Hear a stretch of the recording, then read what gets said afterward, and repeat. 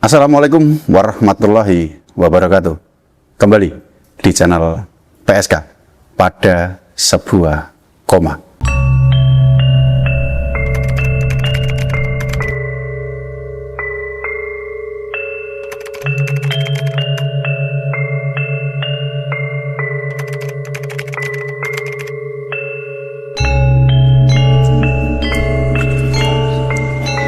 Apa kabar penikmat PSK dimanapun kalian berada? Mudah-mudahan selalu dalam kondisi sehat dan kita semua selalu dalam lindungan Allah Subhanahu wa Ta'ala. Buat teman-teman semua, jangan lupa untuk subscribe, like, dan komen biar channel pada sebuah koma semakin berkembang. Banyak yang meminta kami, tim pada sebuah koma, untuk melihat kondisi terkini makam palsu Kanjeng Raden Tumenggung Sumodiningrat yang terletak di Jalan Duku, Kelurahan Lamper Kidul, Kota Semarang, Jawa Tengah. Dan tepatnya semalam kami meluncur ke makam palsu Tumenggung Sumodiningrat yang terletak di Kota Semarang ini.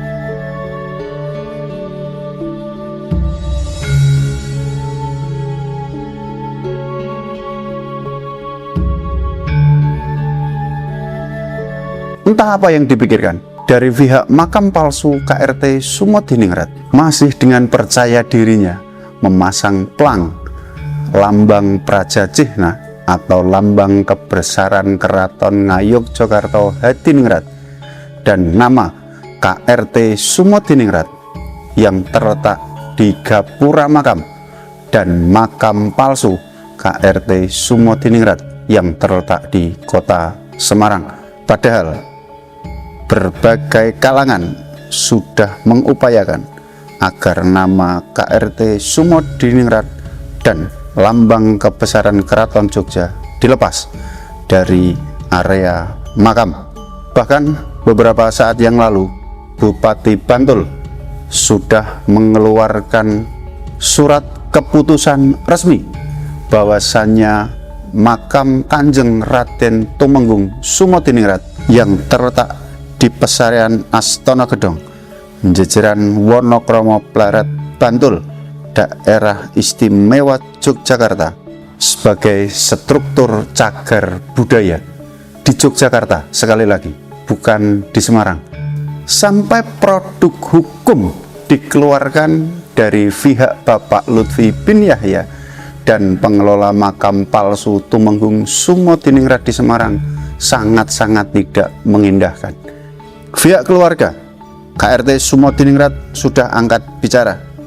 Sejarawan baik dari dalam maupun dari luar negeri sudah bersuara, sampai adik dari Ngarso Dalem mengeluarkan statement resmi, hingga produk hukum berupa SK Bupati Bantul juga tidak bisa melepas lambang Prajajihna atau lambang kebesaran keraton dan nama Tumenggung Sumodiningrat yang terletak di Jalan Duku, Lamper Kidul, Kota Semarang, Jawa Tengah. Kalau dari pihak makam palsu Tumenggung Sumodiningrat dan dari pihak Bapak Lutfi bin Yahya tahu diri dan punya malu, harusnya mereka melepas sendiri lambang Prajajihna atau lambang keraton dan nama Tumenggung Sumodiningrat di sana, harusnya. Tapi kalau memang urat malu sudah putus, ya piye meneh, angel. Atau mungkin, sekali lagi mungkin Bapak Lutfi punya pemikiran lain. Makam palsu KRT Sumodiningrat yang terletak di Semarang ini mungkin akan dijadikan sebuah monumen atau simbol dari pembelokan sejarah, pengaburan sejarah, bahkan pencantolan nasab. Mau sampai kapan kepalsuan akan dipertahankan? Kalau memang dari pihak makam dan dari Bapak Lutfi tidak mau melepas lambang tersebut dan nama KRT Sumodiningrat yang terletak di gapura dan di pintu masuk makam, Saya sih sebenarnya ada saran secara pribadi. Jadi saran saya itu ketika saya masuk dan melihat gapura itu tertulis Kanjeng Raden Tumenggung Sumodiningrat, bagaimana kalau ditambah saja dengan satu kata, yakni palsu. Jadi di situ tertulis makam palsu KRT Sumodiningrat. Mungkin ini bisa jadi sebuah solusi. Sudahlah, mungkin alangkah lebih eloknya dikembalikan saja nama tersebut ke nama makam Syekh Keramat Jati. Mungkin masyarakat akan sangat-sangat menghargai. Jadi untuk mengingatkan teman-teman penikmat PSK, nama KRT Sumodiningrat pertama kali muncul di kota Semarang ini disampaikan oleh Bapak Lutfi bin Yahya ketika ada acara haul yang menjelaskan bahwasanya KRT Sumodiningrat adalah Habib Hasan bin Toha bin Yahya. Sudah ada dasar-dasarnya sejarah itu. Habib Hasan itu dilahirkan di Cirebon. Setelah dewasa mendapat gemblengan dari ayahnya yang luar biasa. Umur 17 tahun telah mumpuni beberapa ilmu. Beliau diangkat oleh ayahnya belajar di Haromen. Setelah dari Haromen, beliau terus ke Tarim, Hadramiyah. Dari Tarim, beliau terus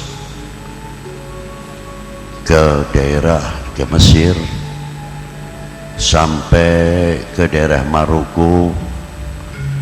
Dengan singkat, karena beliau ketika berangkat sudah dikategorikan walaupun seorang yang baru umur 17-18 tahun sudah cukup mumpuni, maka dengan singkat beliau mendapat gelar-gelar dalam studinya. Dan selanjutnya beliau ke India. Sebelum ke India, dia tahu di Turki bagaimana peranan Turki pada waktu itu, dan bagaimana Aljazair itu sendiri yang dijajah oleh Prancis dan dijajah juga oleh Turki, kalau tidak salah Spanyol. Begitu pula di India dijajah oleh Inggris sebelumnya, akhirnya dipatahkan oleh Spanyol hingga penguasa di India pada waktu itu dipimpin oleh Spanyol. Pengalaman-pengalaman yang didapati oleh beliau sangat mendukung dalam perjuangan-perjuangan, sebab itu juga terjadi apa yang terjadi di negerinya. Maka setelah beberapa waktu di India, beliau meneruskan napak tilas di Malaysia, Penang. Yang bergelar Sayyid Thohir itu bukan Habib Hasannya, tapi yang bergelar Sayyid Thohir adalah abahnya.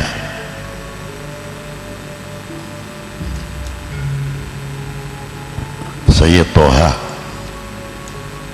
Nah, ketika beliau membebaskan Kanjeng Sultan Hamengkubuwono ke-1, maka diminta oleh Kanjeng Sultan Habib Toha Sudikiranya untuk mengawal beliau di Ngayogyakarta.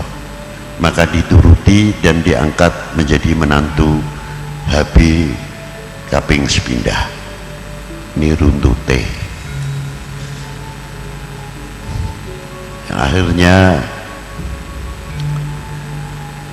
perjuangan tersebut diteruskan oleh Habib Hasan napak tilas, di mana beliau ayahnya tinggal dahulu.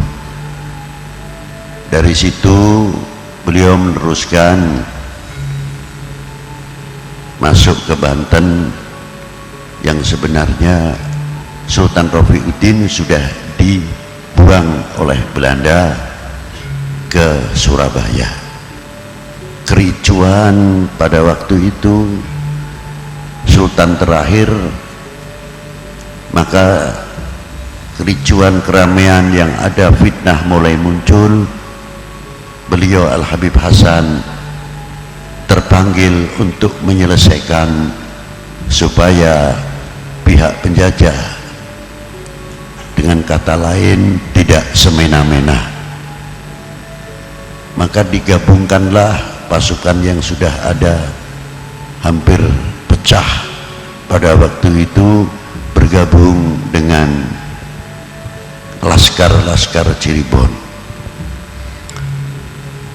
Selesai dengan secara singkat, muncul kedamaian.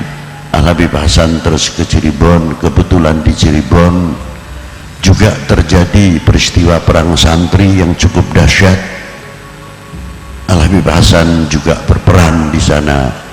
Bahkan pihak pemerintah penjajah pada waktu itu, dana yang harus dikirimkan ke Aceh untuk membantu di Aceh ditarik kembali oleh Gubernur Jenderal demi membiayai pertahanan di Cirebon, namun tetap gagal.